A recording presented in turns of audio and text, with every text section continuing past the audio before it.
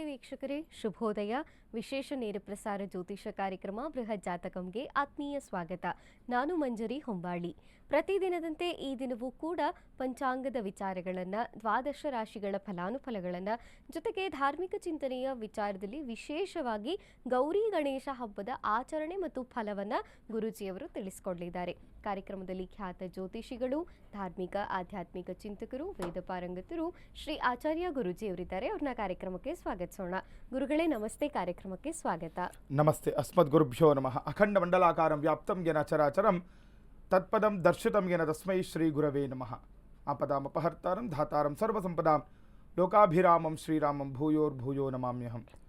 ಮನೋಜವನ್ ಮಾರುತತುಲ್ಯ ವೇಗಂ ಜಿತೇಂದ್ರಿಯಂ ಬುದ್ಧಿಮತಾನ್ ವರಿಷ್ಠಂ ವಾತಾತ್ಮಜನ್ ವಾನರಯೂಥ ಮುಖ್ಯಂ ಶ್ರೀರಾಮಧೂತಂ ಶಿರಸಾ ನಮಾಮಿ. ಜೈ ಶ್ರೀಮನ್ನಾರಾಯಣ. ವೀಕ್ಷಕರೇ, ಮೊದಲನೆಯದಾಗಿ ಈ ದಿನದಲ್ಲಿ ಪಂಚಾಂಗದ ವಿಚಾರಗಳು ಹೇಗಿದೆ ಗುರುಗಳಿಂದ ತಿಳಿದುಕೊಳ್ಳೋಣ. ಗುರುಗಳೇ, ತಿಥಿರ್ವಿಷ್ಣುಸ್ತಥಾವಾರೋ ನಕ್ಷತ್ರಂ ವಿಷ್ಣುರೇವ ಚ ಯೋಗಶ್ಚ ಕರಣಂ ಚೈವ ಸರ್ವಂ ವಿಷ್ಣುಮಯಂ ಜಗತ್ತು. ತಿಥಿ, ವಾರ, ನಕ್ಷತ್ರ, ಯೋಗ ಮತ್ತು ಕರ್ಣಗಳನ್ನೇ ನಾವು ಪಂಚಾಂಗಗಳು ಅಂತ ಹೇಳುವಂಥದ್ದು. ಯಾರೆಲ್ಲ ಪ್ರಾತಃ ಕಾಲಗಳಲ್ಲಿ ಪಂಚಾಂಗಗಳ ಶ್ರವಣವನ್ನು ಮಾಡ್ತಾರೆ, ಹಾಗೆ ಪಠಣವನ್ನು ಮಾಡ್ತಾರೆ, ಅವರಿಗೆ ಅನೇಕ ಫಲ ಸಿಗುವಂಥದ್ದಾಗುತ್ತೆ, ಆ ದಿನ ಅಭಿವೃದ್ಧಿ ಆಗುವಂಥದ್ದು ಕೂಡ ನೋಡ್ಬೋದು. ಹಾಗಾಗಿ ಇದರಿಂದ ಪಂಚಾಂಗವನ್ನು ನೋಡೋಣ. ಇದನ್ನು ವಿಶ್ವವಸುನಾಮ ಸಂವತ್ಸರ, ದಕ್ಷಿಣಾಯನ, ವರ್ಷ ಋತು, ಭಾದ್ರಪದ ಮಾಸ. ಭಾದ್ರಪದ ಮಾಸದ ಶುಕ್ಲ ಪಕ್ಷ ದ್ವಿತೀಯ ಎರಡನೇ ದಿವಸ ನೋಡಿ. ಇವಾಗ ಭಾದ್ರಪದ ಮಾಸ ಪ್ರಾರಂಭ ಆಗಿರುವಂಥದ್ದು ಎರಡನೇ ದಿನದಲ್ಲಿ ಇದ್ದೀವಿ ನಾವು. ಇನ್ನು ದ್ವಿತೀಯ ಸೋಮವಾರ, ಉತ್ತರ ನಕ್ಷತ್ರ, ಸಿದ್ಧಯೋಗ, ಕೌಲವ ಕರ್ಣವನ್ನು ಈ ಪಂಚಾಂಗಗಳಲ್ಲಿ ನಾವು ತಿಳ್ಕೊಳ್ಬೋದು. ಇದರೊಟ್ಟಿಗೆ ಈ ದಿನದ ರಾಹುಕಾಲ ಹಾಗೆ ಯಮಗಂಡ ಕಾಲಗಳನ್ನು ಕೂಡ ನಾವು ಅವಶ್ಯಕವಾಗಿ ತಿಳ್ಕೊಳ್ಬೇಕಾಗುತ್ತೆ. ಈ ದಿನ ರಾಹುಕಾಲ 7 ಗಂಟೆ 42 ನಿಮಿಷದಿಂದ 9 ಗಂಟೆ 15 ನಿಮಿಷದವರೆಗೆ ಇದನ್ನು ರಾಹುಕಾಲವನ್ನು ನೋಡ್ಬೋದು. ಇನ್ನು ಯಮಗಂಡ ಕಾಲ 10 ಗಂಟೆ 48 ನಿಮಿಷದಿಂದ 12 ಗಂಟೆ 22 ನಿಮಿಷದವರೆಗೆ ಇದನ್ನು ನಾವು ಯಮಗಂಡ ಕಾಲವನ್ನು ಕೂಡ ತಿಳ್ಕೊಳ್ಬೋದು. ಇನ್ನು ಗುಳಿಕ ಕಾಲ ಮಧ್ಯಾಹ್ನ 1 ಗಂಟೆ 55 ನಿಮಿಷದಿಂದ 3 ಗಂಟೆ 28 ನಿಮಿಷದವರೆಗೆ ಇದನ್ನು ಗುಳಿಕ ಕಾಲವನ್ನು ಕೂಡ ನಾವು ತಿಳ್ಕೊಳ್ಬೋದು. ಬ್ರಾಹ್ಮಿ ಮುಹೂರ್ತ 4 ಗಂಟೆ 36 ನಿಮಿಷದಿಂದ 5 ಗಂಟೆ 22 ನಿಮಿಷದವರೆಗೆ ಈ ದಿನ ನಾವು ಬ್ರಾಹ್ಮಿ ಮುಹೂರ್ತವನ್ನು ಕೂಡ ತಿಳ್ಕೊಳ್ಬೋದಾಗಿದೆ. ಇನ್ನು ಆ ದಿನದ ಸೂರ್ಯೋದಯ ಮತ್ತು ಸೂರ್ಯಾಸ್ತಮ ಈ ದಿನ 6 ಗಂಟೆ 9 ನಿಮಿಷಕ್ಕೆ ಸೂರ್ಯೋದಯವಾದರೆ ಸೂರ್ಯಾಸ್ತಮ 6 ಗಂಟೆ 35 ನಿಮಿಷಕ್ಕೆ ಈ ದಿನ ಸೂರ್ಯ ಅಸ್ತಮವಾಗುವುದನ್ನು ಕೂಡ ನಾವು ನೋಡ್ಬೋದಾಗಿದೆ. ವೀಕ್ಷಕರೇ, ಪಂಚಾಂಗದ ವಿಚಾರಗಳು ಹೇಗಿದೆ ಗುರುಗಳಿಂದ ತಿಳಿದುಕೊಂಡಿದ್ದೇವೆ. ಇನ್ನು ದ್ವಾದಶ ರಾಶಿಗಳ ಫಲಾನುಫಲ ಕಾರ್ಯಕ್ರಮದಲ್ಲಿ ನೀವು ಕೂಡ ಕರೆ ಮಾಡಬಹುದು. ಕರೆ ಮಾಡಿದಾಗ ನಿಮ್ಮ ಯಾವುದೇ ಸಮಸ್ಯೆಗಳು ಇದ್ರೂ ಗುರುಗಳಿಂದ ನೇರವಾಗಿ ಉತ್ತರಗಳನ್ನು, ಪರಿಹಾರಗಳನ್ನು ಪಡೆದುಕೊಳ್ಳಬಹುದಾಗಿದೆ.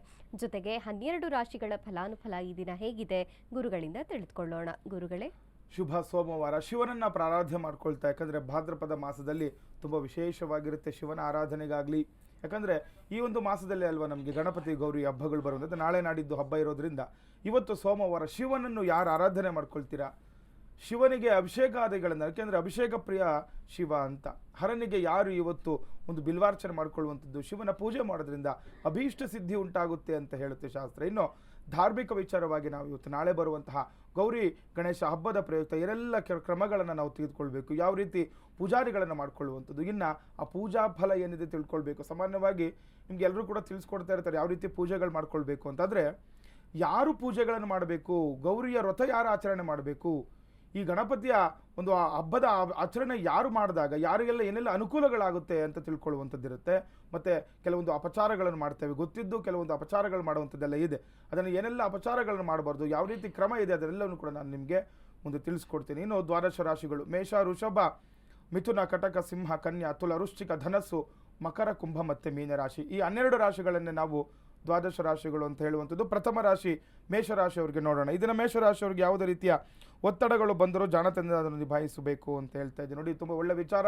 ಮೇಷರಾಶಿಯವರಿಗೆ ಯಾವುದೋ ಒಂದು ಕಷ್ಟ ಆಗುತ್ತೆ, ಯಾವುದೋ ಒಂದು ಒತ್ತಡದ ವಾತಾವರಣ ಇರುತ್ತೆ ನಿಮಗೆ, ಅದನ್ನು ಏನೇನು ಮಾಡಬೇಕು, ನೀವು ಜಾಣತನದಿಂದ ನಿಭಾಯಿಸಬೇಕು. ಯಾವುದೋ ಒಂದು ಕಷ್ಟ ಆಗ್ತಿದೆ, ಕೆಲಸ ಕಾರ್ಯ ಆಗ್ತಾ ಇಲ್ಲ, ಅಥವಾ ಯಾರೋ ಕೆಲಸ ಮಾಡಬೇಕಾಗಿರೋ ನಿಮ್ಮ ಒಂದು ಕೈ ಕೆಳಗಡೆ ಕೆಲಸ ಮಾಡ್ತಾ ಇರ್ತಾರೆ, ಅವರಿಂದ ಏನೋ ತೊಂದರೆ. ನೋಡಿ, ಅದನ್ನು ಏನು ಮಾಡಬೇಕು, ನೀವು ಜಾಣತನದಿಂದ ಕೆಲಸ ಕಾರ್ಯಗಳನ್ನು ಮಾಡಿಸ್ಕೊಳ್ಬೇಕು, ಆ ಒತ್ತಡವನ್ನು ಕಡಿಮೆ ಮಾಡ್ಕೊಳ್ಬೇಕು, ನಿಭಾಯಿಸುವ ಶಕ್ತಿಯನ್ನು ನೀವು ತೆಗೆದುಕೊಳ್ಬೇಕು ಅಂತ ಹೇಳ್ತಾರೆ. ಇಲ್ಲಾಂದರೆ ಅದರಿಂದ ತೊಂದರೆಗಳು, ಯಾಕಂದರೆ ಸುಮ್ಮನೆ ವಿನಾಕಾರಣ ಕೋಪಗಳು ಮಾಡಿಕೊಂಡ್ರೆ ಯಾವ ಕೆಲಸಗಳು ಕೂಡ ಆಗಲ್ಲ. ಹಾಗಾಗಿ ಸ್ವಲ್ಪ ಜಾಣ್ಮೆಯಿಂದ ವರ್ತನೆ ಮಾಡಬೇಕಾಗುತ್ತೆ ಮೇಷರಾಶಿಯವರು. ಇದರಿಂದ ನಿಮಗೆ ಉತ್ತಮ ಮಾರ್ಗ ಕೂಡ ಗೋಚರ ಆಗುತ್ತೆ. ನೋಡಿ, ಯಾವಾಗ ಶಾಂತ ರೀತಿಯಿಂದ ನಿಮ್ಮ ಒಂದು ಬುದ್ಧಿಶಕ್ತಿಗೆ ನೀವು ಕೆಲಸವನ್ನು ಕೊಡ್ತೀರಾ, ಅದೇನಾಗುತ್ತೆ, ನೀವು ಮಾಡುವಂತಹ ಕೆಲಸ ಕಾರ್ಯಗಳೇ ನಿಮಗೆ ಒಂದು ಸಹಾಯ ದೇವರ ಒಂದು ಸಹಾಯನ ನಿಮಗೆ ಸಿಕ್ಬಿಡುತ್ತೆ ನೋಡಿ. ಹಾಗಾಗಿ ಉತ್ತಮ ಮಾರ್ಗ ಕೂಡ ಗೋಚರ ಆಗುತ್ತೆ, ಏನು ಮಾಡಬೇಕು ಅನ್ನೋದು ಕೂಡ ನಿಮಗೆ ತಿಳಿಯುವಂಥದ್ದಾಗುತ್ತೆ ಮೇಷರಾಶಿಯವ್ರಿಗೆ ಈ ದಿನ. ಇನ್ನು ವೃಷಭ ರಾಶಿಯವರಿಗೆ ನೋಡೋಣ. ಇದನ್ನು ದೊಡ್ಡ ಯೋಜನೆ ಚಾಲನೆ ಸಿಗುವುದು ಅಂತ ಹೇಳ್ತಾ ಇದ್ದು, ವೃಷಭ ರಾಶಿಯವರು ಕೂಡ ಶುಭಪ್ರದವಾಗಿರುವಂಥದ್ದು.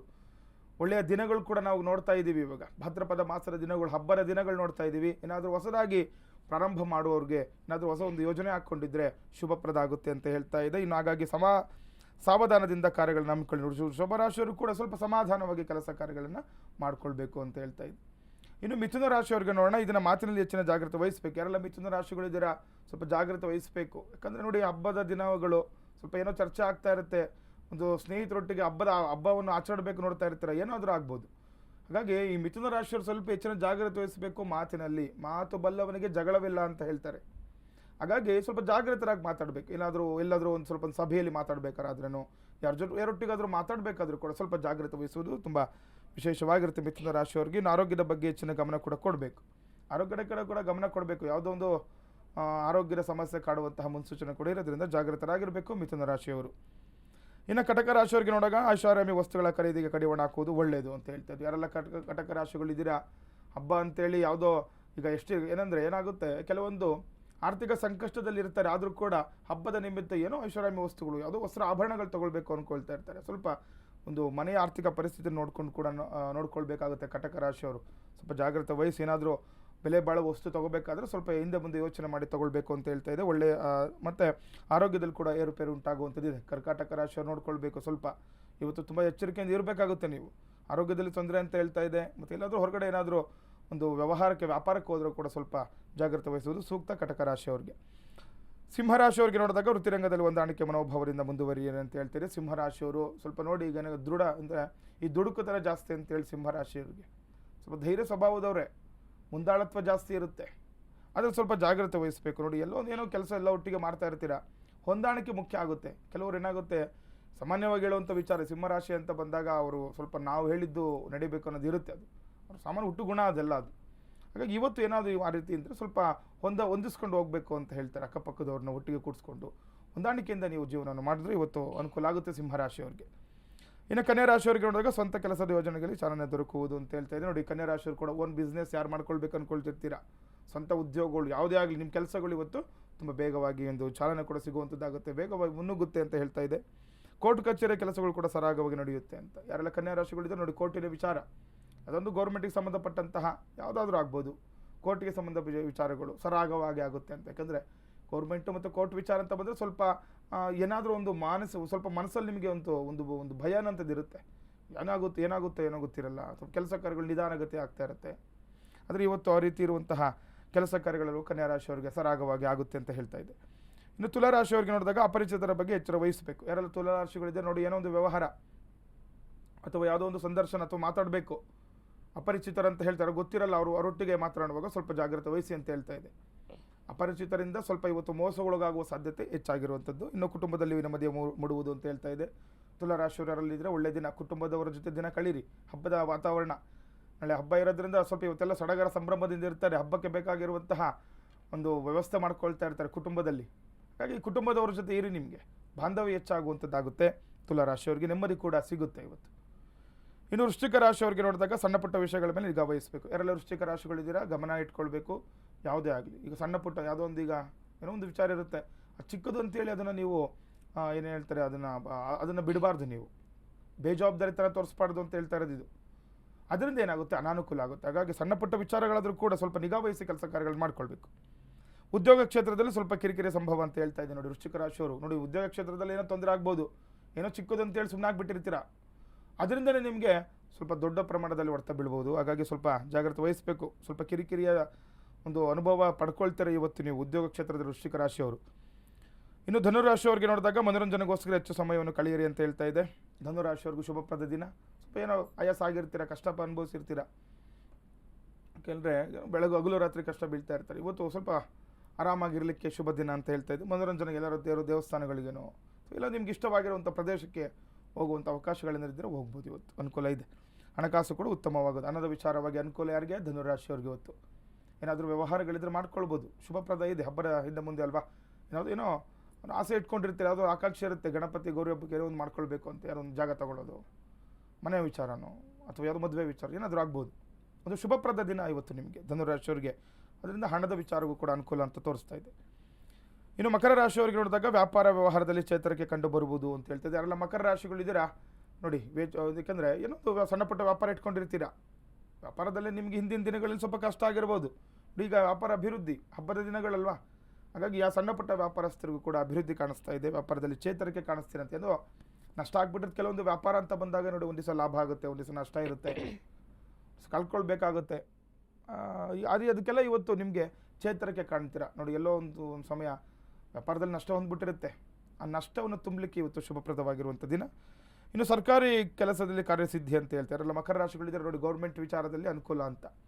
ಏನಾದರೂ ಯಾಕೆಂದರೆ ಗೌರ್ಮೆಂಟ್ ಕೆಲಸ ಕಾರ್ಯಗಳು ಸ್ವಲ್ಪ ತಡ ಆಗ್ತಾ ಇರುತ್ತೆ, ಸಾಮಾನ್ಯ, ಅದು ಸರ್ವೇ ಸಾಮಾನ್ಯ ಅಲ್ವಾ. ಯಾಕಂದರೆ ಅದರ ಡಾಕ್ಯುಮೆಂಟ್ಸ್ ಎಲ್ಲ ಅದೆಲ್ಲ ಪರಿಶೀಲನೆ ಮಾಡಿ ಅದೆಲ್ಲ ಸ್ವಲ್ಪ ಕಷ್ಟಗಳಿರುತ್ತೆ, ಸ್ವಲ್ಪ ದಿನಗಳು ತಗೊಳ್ಳುತ್ತೆ. ಇವತ್ತು ಈ ಗೌರ್ಮೆಂಟ್ ವಿಚಾರದಲ್ಲಿ ನಿಮಗೆ ಅನುಕೂಲಗಳಿದೆ ಮಕರ ರಾಶಿಯವರಿಗೆ. ಇನ್ನು ಕುಂಭರಾಶಿಯವರಿಗೆ ನೋಡಿದಾಗ ನಿಮ್ಮ ಅನೇಕ ಕೆಲಸ ಕಾರ್ಯಗಳು ನಿರೀಕ್ಷಿತ ರೂಪದಲ್ಲಿ ನಡೆದು ಹೋಗಲಿದೆ ಅಂತ ಹೇಳ್ತಾ ಇದೆ. ಇದು ಶುಭಪ್ರದವಾಗಿರುವಂಥ ಸಂಕೇತ. ಕುಂಭರಾಶಿಯವರಿಗೆ ದೈವಾನುಗ್ರಹದಿಂದ ಏನಾಗುತ್ತೆ, ಎಷ್ಟೋ ಕೆಲಸ ಕಾರ್ಯಗಳು ನಿಮ್ಗೆ ಗೊತ್ತೇ ಇರಲ್ಲ, ಸಕ್ಸಸ್ ಆಗಿಬಿಟ್ಟಿರುತ್ತೆ, ಅದು ಶುಭಪ್ರದವಾಗಿಬಿಟ್ಟಿರುತ್ತೆ, ಕೆಲಸ ಆಗೋಗ್ಬಿಟ್ಟಿರುತ್ತೆ. ಯಾವುದೋ ಒಂದು ವಿಚಾರ ಆಗ್ಬೋದು ನಿಮ್ಮ ಜೀವನದಲ್ಲಿ. ಇವತ್ತು ಶುಭ ಒಳ್ಳೆಯ ದಿನ ನೋಡ್ತೀರ ನೋಡಿ, ನಿಮಗೆ ಒಳ್ಳೆ ಸುದ್ದಿ ಕೂಡ ಕೇಳುವಂಥದ್ದಾಗುತ್ತೆ. ಒಳ್ಳೆಯ ದಿನಗಳು, ಗಣಪತಿ ಅಥವಾ ಕುಲದೇವರ ಪೂಜೆ, ಯಾಕಂದರೆ ಇವತ್ತು ಶಿವನ ಆರಾಧನೆ. ಈಗ ನಾಳೆ ಗೌರಿ ಮಾಡ್ತೀವಿ, ನಾಡಿದ್ದು ನಾವು ಗಣಪತಿ ಮಾಡ್ತೀವಿ. ಇವತ್ತು ನೋಡಿ ಸೋಮವಾರ, ಶುಭ ಒಳ್ಳೆ ದಿನಗಳು ನೋಡ್ತಾ ಇದ್ದೀವಿ ನಾವು. ಎಷ್ಟೋ ಪುಣ್ಯ ಪಡ್ಕೊಂಡಿದ್ದೀವಿ ಈ ರೀತಿ ಎಲ್ಲ ದಿನಗಳು ಕೂಡಿ ಬರಲಿಕ್ಕೂ ಕೂಡ. ಹಾಗಾಗಿ ಇವತ್ತು ಶಿವನ ಪ್ರಾರ್ಥನೆ ಮಾಡ್ಕೊಳ್ಳಿ. ಕುಂಭರಾಶಿಯವರಿಗೂ ಕೂಡ ಅನುಕೂಲ ಆಗುತ್ತೆ. ಆರ್ಥಿಕವಾಗಿ ಖರ್ಚುಗಳು ಹೆಚ್ಚಾಗುತ್ತೆ, ಆದರೆ ಹಣ ಇದೆ ಅಂತೇಳಿ ಖರ್ಚು ಮಾಡಬಾರ್ದು. ಏನೋ ಚೆನ್ನಾಗಿ ಆಗ್ತದೆ, ಯಾವುದೋ ವಿಚಾರ, ಯಾರೋ ಹಣ ಕೊಡಬೇಕಾಗಿ ಕೊಡ್ಬೋದು, ಏನೋ ಒಂದಾಗಲಿ. ಆದರೆ ನೀವು ಹಣವನ್ನು ಆರ್ಥಿಕ ಒಂದು ಪರಿಸ್ಥಿತಿ ಯೋಚನೆ ಮಾಡಿಕೊಂಡು ಜಾಗ್ರತೆ ವಹಿಸಬೇಕು. ಹಣ ವಿನಾಕಾರಣ ದುಂದು ವೆಚ್ಚ ಮಾಡುವಂಥದ್ದು, ಹಣದ ವಿಚಾರವಾಗಿ ಯಾರಿಗೋ ಇದು ಕಡಿವಾಣ ಆಗದಲ್ಲೇ, ಅಥವಾ ಯಾಕಂದರೆ ಹಣ ಇದೆ ಅಂದರೆ ಅದು ಸಂರಕ್ಷಣೆ ಮಾಡುವಂಥ ಗಮನ ಕೊಡಬೇಕು, ನಾವು ವ್ಯರ್ಥ ಮಾಡಬಾರ್ದು. ಹಾಗಾಗಿ ಇವತ್ತು ಆ ರೀತಿ ನೋಡ್ಕೊಳ್ಬೇಕು ಕುಂಭರಾಶಿಯವರು. ಇನ್ನು ಕಡೆಯ ರಾಶಿ ಮೀನರಾಶಿಯವ್ರಿಗೆ ನೋಡೋಣ. ಇದನ್ನು ದಿಢೀರಾಗಿ ಅನೇಕ ಸಮಸ್ಯೆಗಳು ಎದುರಾಗುವ ಸಂಭವ ಇರುತ್ತೆ, ಸ್ವಲ್ಪ ಜಾಗ್ರತೆ ವಹಿಸಿ ಮೀನರಾಶಿಯವರು. ಯಾಕಂದರೆ ತುಂಬ ಚೆನ್ನಾಗಿದೆ ಅನ್ನೋ ಸಂದರ್ಭದಲ್ಲೇ ಕಷ್ಟ ಬರುತ್ತೆ. ಜನ್ಮದಲ್ಲಿ ಶನಿ, ಮೀನರಾಶಿಯವರಿಗೆ ಸಾಮಾನ್ಯ ಎಲ್ಲರಿಗೂ ಗೊತ್ತಿರುತ್ತೆ. ಇವಾಗ ಜನ್ಮದಲ್ಲಿ ಶನಿ ಇರೋದ್ರಿಂದ, ಶನಿಯ ಒಂದು ಗ್ರಹಚಾರ ಫಲದಿಂದ 7.5 ನಡೀತಿರೋದ್ರಿಂದ ಕೆಲವೊಂದು ತೊಂದರೆನೇ. ಶುಭ ಒಳ್ಳೆ ದಿನಗಳಿದೆ, ಯಾವುದೋ ಕೆಲಸ ಆಗಬೇಕಾಗಿರುತ್ತೆ, ಸ್ವಲ್ಪ ತೊಂದರೆ ಆಗಿಬಿಡುತ್ತೆ. ಹಾಗಾಗಿ ಏಕೆಂದರೆ ಶನಿಯ ಪ್ರಭಾವದಿಂದ ಸ್ವಲ್ಪ ಈ ರೀತಿ ಆಗುವಂಥದ್ದು ಇದ್ದೇ ಇರುತ್ತೆ. ಅದು ದಿಢೀರಾಗಿ ಯಾವುದೋ ಸಮಸ್ಯೆ ಗೊತ್ತೇ ಇರಲ್ಲ ನಿಮ್ಗೆ, ಆ ರೀತಿ ಸಮಸ್ಯೆಗಳು ಬಂದಿರುತ್ತೆ. ಇದನ್ನೆಲ್ಲ ಮೆಟ್ಟಿ ನಿಂತರೆ ನೀವು ಮುಂದೆ ಹೋಗಲಿಕ್ಕೆ ಸಾಧ್ಯ. ಸಮಸ್ಯೆ ಬಂತಂತೆ ದೂರ ಆಗೋ ಅವಶ್ಯಕತೆ ಇಲ್ಲ. ದೃಢ ನಿರ್ಧಾರ ಮಾಡಿ, ದೃಢ ಸಂಕಲ್ಪ ಮಾಡಿ, ಯಾವುದೋ ಒಂದು ತೊಂದರೆ ಆಗ್ತಾ ಇದೆ ಅದನ್ನು ಮೆಟ್ಟಿ ನಿಲ್ತೀನಿ ಅಂತ ಒಂದು ಸಮಸ್ಯೆಗಳನ್ನು ಎದುರು ಹೋರಾಡಬೇಕು ನೀವು ಇವಾಗ. ಇನ್ನು ಪೂಜೆಯಲ್ಲಿ ಹೆಚ್ಚು ಸಮಯ ಕಳೆಯಿರಿ ಅಂತ ಹೇಳ್ತಾ ಇದ್ದೀನಿ ನೋಡಿ. ಒಳ್ಳೆ ದಿನ ಅಲ್ವಾ, ಪೂಜೆ ಪುನಸ್ಕಾರಗಳ ಬಗ್ಗೆ ನೋಡ್ಕೊಳ್ಳಿ ನೀವು. ಕಷ್ಟ ಆಗ್ತದೆ ಅಂತ ನಾವು ಯಾವತ್ತೂ ಹಿಂದೇಟ್ ಹಾಕ್ಬಾರ್ದು. ನಾವು ಯಾವುದೊಂದು ಪ್ರಾರಬ್ಧ ಕರ್ಮಗಳು ಹೇಳ್ತಾರೆ, ಯಾವುದೋ ಏನು ಗುರುಗಳೇ ನಮ್ಮದು ಮೀನರಾಶಿ ಆದ ತಕ್ಷಣ ನಮಗೆ ಈಗ ಶನಿ ಪ್ರಭಾವ ಒಳಗಾಗ್ಬಿಟ್ಟಿದೆ, ನಮಗೆಲ್ಲ ಅದು ಆಗ್ಬಿಡುತ್ತಾ ಅಂತ. ಏನೋ ಒಂದು ಪ್ರಾರಬ್ಧ ಕರ್ಮ, ಅದು ಕ್ರಿಯಾಕರ್ಮನೋ ಸಂಚಿತ ಕರ್ಮನೋ, ಕರ್ಮಗಳಿಂದನೂ ಕೂಡ ಕೆಲವೊಂದು ತೊಂದರೆಗಳು ಆಗ್ತಾ ಇರುತ್ತೆ. ಹಾಗಾಗಿ ಸ್ವಲ್ಪ ಏನಾದ್ರು ಮೀನರಾಶಿಯವರು ಯಾರು ಇದ್ದೀರಾ ಸ್ವಲ್ಪ ಹೆಚ್ಚಿನ ಜಾಗ್ರತೆ ವಹಿಸುವುದು ಸೂಕ್ತ ಅಂತ ಹೇಳ್ತಾರೆ. ಪೂಜೆಯಲ್ಲಿ ಈ ದಿನ ಪೂಜೆ ಪುನಸ್ಕಾರಗಳ ಸಮಯ ಕಳೆಯಲು ಅನುಕೂಲ ಆಗುತ್ತೆ ಮೀನರಾಶಿಯವರಿಗೆ. ವೀಕ್ಷಕರೇ, 12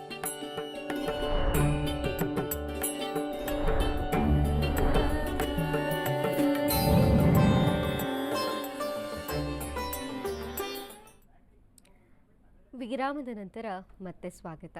ವೀಕ್ಷಕರೇ, ಧಾರ್ಮಿಕ ಚಿಂತನೆಯ ವಿಚಾರದಲ್ಲಿ ಗೌರಿ ಗಣೇಶ ಹಬ್ಬವನ್ನು ಹೇಗೆ ಆಚರಣೆ ಮಾಡಬೇಕು, ಜೊತೆಗೆ ಹಾಗೆಲ್ಲ ಆಚರಣೆ ಮಾಡೋದರಿಂದ ಯಾವೆಲ್ಲ ಫಲಗಳನ್ನು ಪಡಿಬಹುದು ಗುರುಜಿಯವರು ತಿಳಿಸ್ಕೊಡ್ಲಿದ್ದಾರೆ. ಹಾಗಾದರೆ ಗುರುಜಿಯವರಿಂದ ಮಾಹಿತಿ ತಿಳಿದುಕೊಳ್ಳೋಣ. ಗುರುಗಳೇ, ಸರ್ವಮಂಗಳ ಮಾಂಗಲ್ಯೆ ಶಿವೆ ಸರ್ವಾರ್ಥ ಸಾಧಿಕೆ ಶರಣ್ಯೆ ತ್ರ್ಯಂಬಕೆ ಗೌರಿ ನಾರಾಯಣಿ ನಮೋಸ್ತುತೆ. ನೋಡಿ, ನಾಳೆ ತುಂಬ ವಿಶೇಷವಾಗಿರುವಂತಹ ದಿನ. ಗೌರಿ ಗಣೇಶ ಹಬ್ಬದ ಒಂದು ವಾತಾವರಣ ಇರುತ್ತೆ. ನಾಳೆ ನಾವು ಗೌರಿಯ ಪ್ರತಿಷ್ಠಾಪನೆ ಮಾಡ್ತೀವಿ, ನಾಡಿದ್ದು ಗಣಪತಿ ಹಬ್ಬ ಮಾಡುವಂಥದ್ದು ಸಾಮಾನ್ಯವಾಗಿ ಎಲ್ಲರಿಗೂ ಕೂಡ ಗೊತ್ತಿರುತ್ತೆ. ನೋಡಿ, ಈಗ ಮೂಲ ಉದ್ದೇಶ ನಾನು ಇವತ್ತು ತಿಳಿಸ್ಕೊಡ್ತೀನಿ. ಈಗ ಸಾಮಾನ್ಯವಾಗಿ ಎಲ್ಲರೂ ಕೂಡ ಯಾವ ರೀತಿ ಗೌರಿ ಹಬ್ಬ ಆಚರಣೆ ಮಾಡಬೇಕು ಗೊತ್ತಿರುತ್ತೆ, ಗಣಪತಿ ಹಬ್ಬ ಆಚರಣೆ ಮಾಡಬೇಕು, ಎಲ್ಲರೂ ಕೂಡ ಅದು ಗೊತ್ತಿರೋಂಥ ವಿಚಾರನೇ. ಈಗ ಸಾಮಾನ್ಯ ಎಲ್ಲರೂ ಕೂಡ ಹೇಳ್ತಾನೆ ಇರ್ತಾರೆ ಈ ವಿಚಾರ.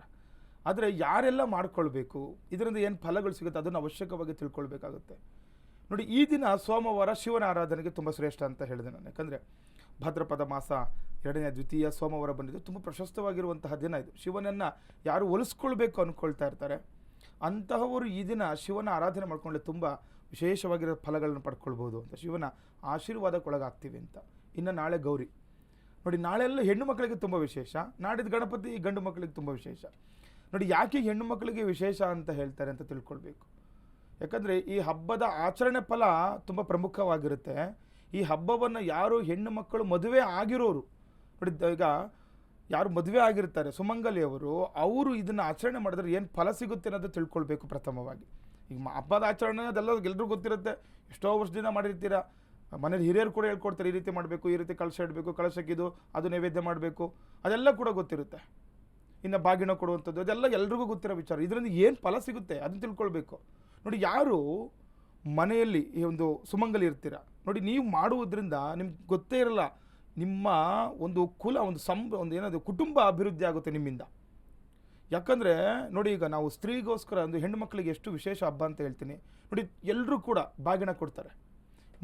ಹೆಣ್ಣು ಮಗು ಯಾರ ಮನೆಯಲ್ಲಿ ಒಂದು ಹೆಣ್ಣು ಮಗು ಜನನ ಆಗಿರುತ್ತೆ ನೋಡಿ, ಈಗ ಸಾಮಾನ್ಯವಾಗಿ ಕೊಟ್ಟೆಣ್ಣು ಕುಲಕ್ಕೆ ಹೊರಗೆ ಅಂತ ಹೇಳ್ತಾರೆ, ಮದುವೆಯಾಗಿ ಮಾಡಿಕೊಟ್ಟಿರ್ತಾರೆ.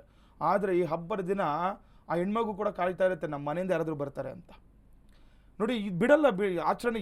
ಎಂಥ ಬಡವರಾದರೂ ಕೂಡ, ಯಾರು ಏನೂ ಇಲ್ಲ ನಮ್ಮ ಹತ್ರ ಊಟಕ್ಕಿಲ್ಲ ಅಂದರೂ ಕೂಡ ಆ ಮನೆ ಹೆಣ್ಮಗುಗೆ ಹೋಗಿ ಒಂದು ಸೀರೆ ಕೊಡೋದು, ಏನೋ ಒಂದು ಕೊಟ್ಟು ಬರ್ತಾರೆ.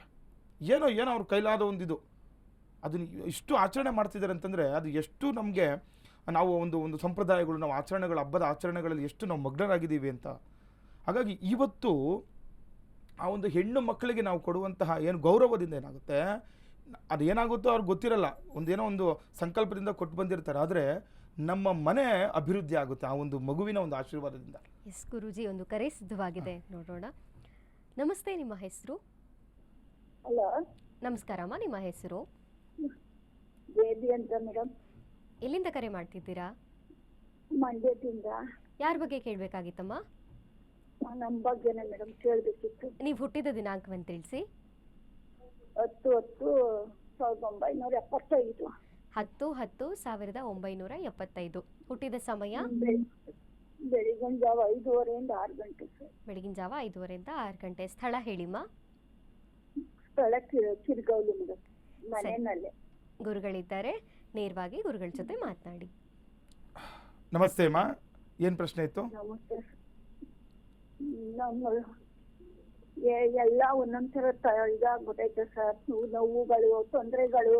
ಸ್ವಲ್ಪ ಸಾಮಾನ್ಯವಾಗಿ ನೋಡಿ, ಈಗ ಸ್ವಲ್ಪ ನಾವು ಬೆಳವಣಿಗೆ ಆದಂಗೆ ನಮ್ಮದ ಒಂದು ಜೀವನ ಸಾಗದಂಗೆ ಕೆಲವೊಂದು ಸಮಸ್ಯೆಗಳನ್ನು ಸಾಮಾನ್ಯವಾಗಿ ಎಲ್ಲರೂ ಕೂಡ ನೋಡುವಂಥದ್ದಿದೆ, ಆಯಿತಾ? ನಿಮ್ಮದು ಲಗ್ನದಿಂದ ನೋಡಿ, ಒಳ್ಳೆಯ ನಿಮ್ಗೆ ಲಗ್ನದಲ್ಲಿ ಬುಧ ಸೂರ್ಯ ಎಲ್ಲರೂ ಇರೋದ್ರಿಂದ ಸ್ವಲ್ಪ ನೀವು ತುಂಬ ಚೆನ್ನಾಗಿರೋ ಜೀವನವನ್ನು ಕಳ್ಕೊಂಡು ಬಂದಿದ್ದೀರಾ. ಆದರೆ ಲಾಸ್ಟ್ ಕಡೆಗಾಲದಲ್ಲಿ ಕೆಲವೊಂದು ಪ್ರಾರಬ್ಧ ಕರ್ಮಗಳಿಂದ ಕೆಲವೊಂದು ತೊಂದರೆಗಳು ಬರ್ತಾ ಇರ್ತದೆ. ದಶಾಕಾಲಗಳಲ್ಲಿ ನೋಡಿದಾಗ ನೋಡಿ, ನಿಮಗೆ ಇವಾಗ ತುಂಬ ವಿಶೇಷವಾಗಿರುವಂಥದ್ದು ಈ ಕುಜದಶ, ಚಂದ್ರನ ಒಂದು ದಶೆ ಕಳೆದು ಕುಜದಶೆ ಇರೋದ್ರಿಂದ ಏನಾಗುತ್ತೆ, ಕೆಲವೊಂದು ಆರೋಗ್ಯ ಸಮಸ್ಯೆಗಳನ್ನು ಎದುರಿಸಬೇಕಾಗುತ್ತೆ. ಭೂಮಿಗೆ ಸಂಬಂಧಪಟ್ಟಂಥ ವಿಚಾರಗಳಿಂದ ತೊಂದರೆ ಆಗುತ್ತೆ. ಏನೋ ಒಂದು ಭೂಮಿ ಆಸ್ತಿ ಏನೋ ಇರುತ್ತೆ, ಆ ಆಸ್ತಿಗೋಸ್ಕರ ಮನೆಯಲ್ಲಿ ಏನೋ ತೊಂದರೆ ಆಗುವಂಥದ್ದು, ಅಥವಾ ಮನೆ ವಿಚಾರದಲ್ಲಿ ತೊಂದರೆ ಆಗುವಂಥದ್ದು, ಅಥವಾ ಯಾವುದೋ ಒಂದು ಯಾಕಂದರೆ ಕುಜಗ್ರಹ ಅಂತಂದರೆ ನಾವು ರಕ್ತಕಾರಕ ಅಂತ ಹೇಳ್ತೀವಿ, ರಕ್ತಕ್ಕೆ ಸಂಬಂಧಪಟ್ಟಂತಹ ದೋಷಗಳು ಬರ್ತಾ ಇರುತ್ತೆ. ಹಾಗಾಗಿ ನೀವು ಕೆಲವೊಂದು ವಿಚಾರಗಳನ್ನು ಜಾತಕ ನೋಡಿದಾಗ ಕೆಲವೊಂದು ಪರಿಹಾರಗಳು ತೋರಿಸ್ತಾ ಇರ್ತಾರೆ, ಕೆಲವೊಂದು ಹೇಳ್ತಾ ಇರ್ತಾರೆ. ಆದರೂ ಕೂಡ ಪ್ರಾರಬ್ಧ ಕರ್ಮಗಳನ್ನು ನೀವು ಅನುಭವಿಸಲೇಬೇಕಾಗುತ್ತೆ. ಹಾಗಾಗಿ ಏನು ಜಾಸ್ತಿ ಹೆಚ್ಚಿನಾಗಿ ತಲೆ ಕೆಡಿಸ್ಕೊಳ್ಳೋ ಅವಶ್ಯಕತೆ ಇಲ್ಲ. ಒಂದು ಸಾರಿ ನೀವು ಈ ನವಗ್ರಹಗಳ ಶಾಂತಿ ಮಾಡಿಸ್ಕೊಳ್ಳಿ ಮನೆಯಲ್ಲಿ. ಯಾಕಂದರೆ ಮನೆಯಲ್ಲಿ ಒಂದು ಹೋಮ ಹವನಾದಿಗಳಾದರೆ ಆ ಮನೆಯಲ್ಲಿರುವಂಥ ನೆಗೆಟಿವ್ ಎನರ್ಜಿ ಕಡಿಮೆ ಆಗುತ್ತೆ ಅಂತ. ಹಾಗಾಗಿ ಸ್ವಲ್ಪ ಇಲ್ಲಾಂದ್ರೆ ಅಕ್ಕಪಕ್ಕದವರಲ್ಲಿ ಏನಾದರೂ ನಿಮಗೆ ಗೊತ್ತಿದ್ರೆ ಒಂದು ನವಗ್ರಹ ಶಾಂತಿಯನ್ನು ಮನೇಲಿ ಮಾಡಿಸ್ಕೊಳ್ರಿ, ಅನುಕೂಲ ಆಗುತ್ತಮ್ಮ. ಕರೆ ಮಾಡಿದ್ದಕ್ಕಾಗಿ ಧನ್ಯವಾದಗಳು. ನಿಮಗೆ ಸಂಪೂರ್ಣವಾದ ಪರಿಹಾರ ಬೇಕಾದಲ್ಲಿ ಸ್ಕ್ರೀನ್ ಮೇಲೆ ಕಾಣ್ತಿರುವಂತಹ ಗುರೂಜಿಯವರ ಸಂಖ್ಯೆಗೆ ಕರೆ ಮಾಡಿ ಒಂದು ಅಪಾಯಿಂಟ್ಮೆಂಟನ್ನು ಫಿಕ್ಸ್ ಮಾಡಿಕೊಂಡು ಗುರುಗಳ ಬೆಂಗಳೂರಿನಲ್ಲಿರುವ ಅಂತಹ ಅಂಚೆ ಪಾಳ್ಯದ ಕಚೇರಿಯಲ್ಲಿ ಭೇಟಿಯಾಗಿ ಎಲ್ಲ ಪರಿಹಾರಗಳನ್ನು ಕಂಡುಕೊಳ್ಬಹುದಾಗಿದೆ.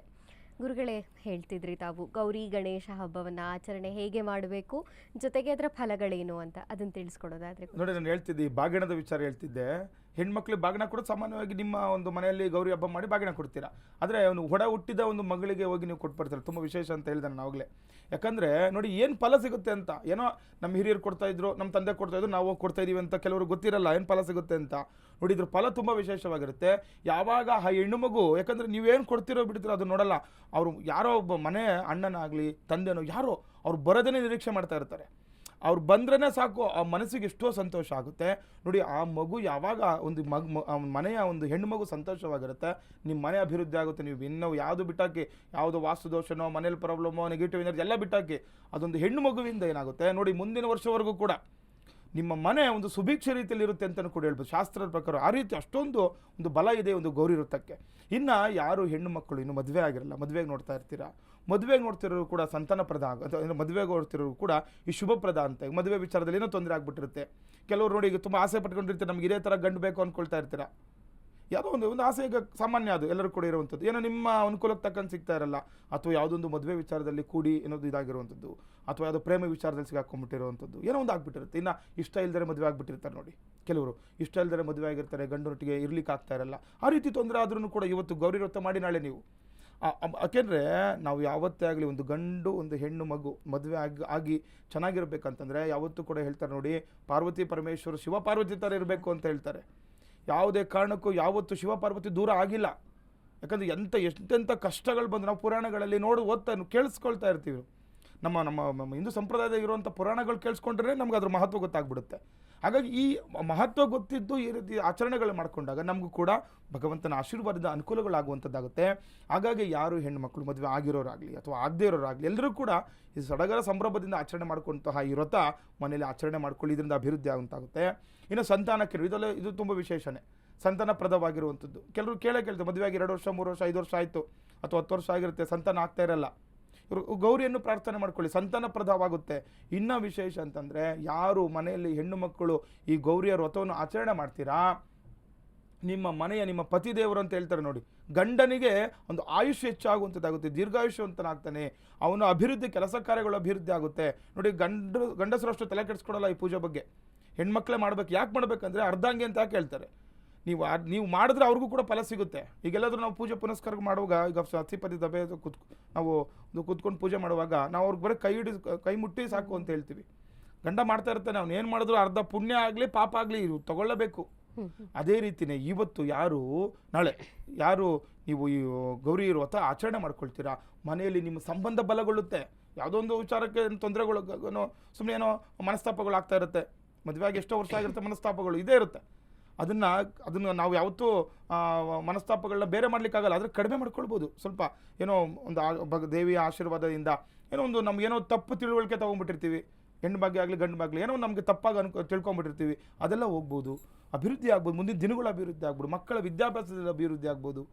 ಈ ರೀತಿಯಲ್ಲೇ ಇರುತ್ತೆ. ಯಾರು ಈ ಗೌರಿ ವ್ರತವನ್ನು ಆಚರಣೆ ಮಾಡ್ಕೊಳ್ಳಿ. ಇನ್ನು ತುಂಬ ವಿಶೇಷ ಬಾಗಿನ ಕೊಡುವಂಥದ್ದು. ನೀವು ನಿಮ್ಮ ಮನೆಯಲ್ಲೇ ಒಂದು ಹಬ್ಬದ ಮಾಡಿಕೊಂಡು ನೀವು ಯಾರೋ ಒಂದು 5 ಜನಕ್ಕೇನೋ 3 ಜನಕ್ಕೇನೋ 9 ಜನಕ್ಕೇನೋ ಈ ಗೌರಿ ಅರಿಶಿಣ ಕುಂಕುಮ ಬೆಲ್ಲ ವಸ್ತ್ರಗಳು ಜಾಕೆಟ್ ಪೀಸ್ ಎಲ್ಲ ಕೊಡ್ತಾರೆ, ವಸ್ತ್ರಗಳು ಕೊಡುವಂಥದ್ದು. ಇದನ್ನು ಕೊಟ್ಟಾಗ ಏನಾಗುತ್ತೆ, ನಮ್ಮ ಮನೆ ಒಂಥರ ಅಭಿವೃದ್ಧಿಯ ಫಲ ಅಂತ, ಧನಧಾನ್ಯಗಳ ಅಭಿವೃದ್ಧಿ ಆಗುತ್ತೆ. ಯಾಕಂದರೆ ನೋಡಿ, ಒಂದು ಯಾರಾದ್ರೂ ಮನೆಗೆ ಬಂದರೆ ಸ್ವಲ್ಪ ನೀರಾದರೂ ಕೊಡಬೇಕು ಅಂತ ಹೇಳ್ತಾರೆ, ಅತಿಥಿ ಸತ್ಕಾರ ಮಾಡುವಂಥದ್ದು. ನಾವು ಮನೆಯಲ್ಲಿ ಚೆನ್ನಾಗಿ ಧನಧಾನ್ಯಗಳಿದ್ರೆ ನಾವು ಚೆನ್ನಾಗಿ ಮಾಡ್ತೀವಿ ನಾವು. ಹಾಗಾಗಿ ಆ ರೀತಿ ನಾವು ಪ್ರಶಸ್ತವಾಗಿದ್ರೇ ನಾವು ಬಂದವ್ರನ್ನ ಚೆನ್ನಾಗಿ ನೋಡ್ಕೊಳ್ಲಿಕ್ಕಾಗುತ್ತೆ. ಹಾಗಾಗಿ ಈ ಒಂದು ಗೌರಿ ಹಬ್ಬದ ಆಚರಣೆಯಿಂದ ಇಷ್ಟೆಲ್ಲ ಫಲಗಳು ಪಡ್ಕೊಳ್ಬೋದು. ಏಕೆಂದರೆ ಮನೆಯಲ್ಲಿ ಮಾಡುವಂಥ ಹೆಣ್ಣು ಮಕ್ಕಳಿಂದನೇ ಆ ಮನೆ ಅಭಿವೃದ್ಧಿ ಆಗುವಂಥದ್ದಾಗುತ್ತೆ. ಹಾಗಾಗಿ ಎಲ್ಲರೂ ಕೂಡ ತುಂಬ ವಿಶೇಷವಾಗಿ ಆ ಕ್ರಮಗಳನ್ನೇ ನಿಮಗೆಲ್ಲ ಗೊತ್ತಿರುವಂಥದ್ದೇ. ಮನೆಯಲ್ಲಿ ನೀವು ಯಾವ ರೀತಿ ಒಂದು ಹಿಂದಿನಿಂದ ನಡ್ಸ್ಕೊಂಬಂದಿರುತ್ತೆ ಆ ಕ್ರಮಗಳನ್ನೇ ಪಾಲನೆ ಮಾಡಬೇಕು. ಏನೋ ನಾವು ಹೇಳಿ ಯಾವುದೋ ಒಂದು ಈ ರೀತಿ ಮಾಡಿ ಅಂತ ಎಲ್ಲ ಒಂದು ಈಗ ನೋಡಿ, ನಮ್ಮ ಒಂದು ಸಂಪ್ರದಾಯದಲ್ಲಿ ಏನು ಹೇಳುತ್ತೆ, ಭಕ್ತಿ ಪ್ರಧಾನ ಪೂಜೆಗಳು. ನಾವೇನೇ ಆಡಂಬರದಿಂದ ಆ ಗೌರಿಗೆ ಎಷ್ಟೋ ಆಭರಣಗಳಾಗಿ ಎಷ್ಟೋ ಹೂಗಳಾಕಿ ನೀವೇನೇ ಮಾಡಿ, ನೀವು ಭಕ್ತಿ ಇಲ್ದೆಲ್ಲ ಪೂಜೆ ಮಾಡಿದ್ರೆ ಏನು ಫಲ ಸಿಗಲ್ಲ.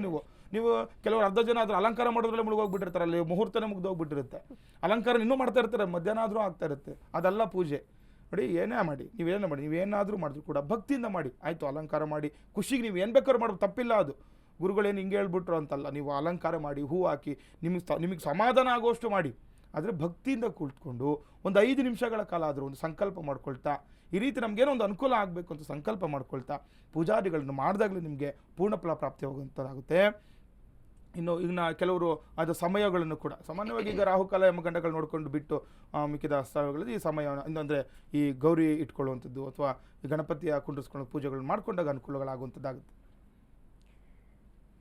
ಗುರುಗಳೇ, ಮಾಹಿತಿಯನ್ನು ನಮ್ಮ ವೀಕ್ಷಕರಿಗಾಗಿ ಪಂಚಾಂಗದ ವಿಚಾರಗಳನ್ನು, ದ್ವಾದಶ ರಾಶಿಗಳ ಫಲಾನುಫಲಗಳನ್ನು, ಜೊತೆಗೆ ಧಾರ್ಮಿಕ ಚಿಂತನೆಯ ವಿಚಾರದಲ್ಲಿ ಗೌರಿ ವ್ರತ ಮತ್ತು ಗಣೇಶ ಹಬ್ಬದ ಪ್ರಯುಕ್ತವಾಗಿ ತಿಳಿಸಿಕೊಟ್ಟಿದ್ದೀರಿ. ಧನ್ಯವಾದಗಳು. ಲೋಕ ಸಮಸ್ತ ಸುಖಿನೋ ಭವಂತು, ಸಮಸ್ತ ಸನ್ಮಂಗಳಾನಿ ಭವಂತು. ಶ್ರೀಮತೇ ರಾಮಾನುಜಾಯ ನಮಃ. ವೀಕ್ಷಕರೇ, ಇದಾಗಿತ್ತು ಈ ಹೊತ್ತಿನ ವಿಶೇಷ ನೇರಪ್ರಸಾರ ಜ್ಯೋತಿಷ ಕಾರ್ಯಕ್ರಮ ಬೃಹತ್ ಜಾತಕಂ. ಮತ್ತೆ ಮುಂದಿನ ಸಂಚಿಕೆಯಲ್ಲಿ ಭೇಟಿಯಾಗೋಣ. ನೋಡ್ತಾ ಇರಿ ಅಶ್ವವೇಗ ಸುದ್ದಿವಾಹಿನಿ. ಇದು ಸತ್ಯಾನ್ವೇಷಣೆಯ ಓಟದಲ್ಲಿ.